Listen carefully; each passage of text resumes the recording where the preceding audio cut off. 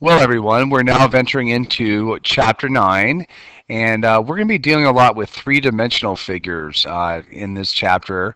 And the first toolkit entry is about the kinds of figures that we will be looking at, or some of them at least.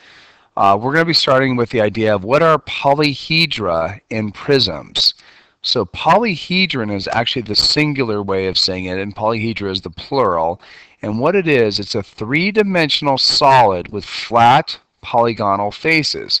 Here's an example of different polyhedra here. We have this one. This is a four-sided dice, and what you will see is that it's actually each face is a triangle. Here's another polyhedron. In this case here, it's a six-sided die, and each of the sides is each of the faces is a square. This is an eight-sided polyhedron, and each of the faces is a triangle. Here's a 12-sided polyhedron, and each of these is a pentagon. And here's a 20-sided one, in which case each of the faces is a triangle here. So these are all examples of what we mean by a polyhedron or polyhedra plural. These are faces, and each one's a polygon, and it's three-dimensional. Now, of these 5 different dice that you see here, one of them is actually a special type, and that special type is called a prism. And the one that actually is the one that's a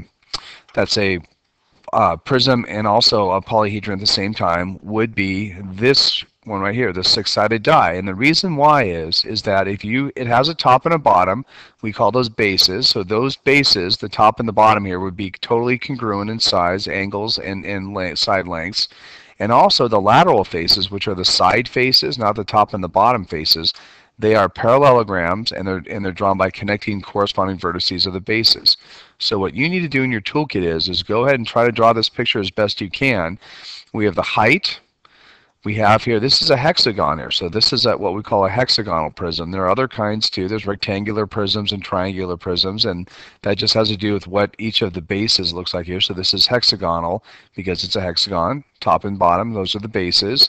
They're parallel to each other, and you'll notice here that each of these lateral faces here is a parallelogram, and you could also call it a rectangle too as well.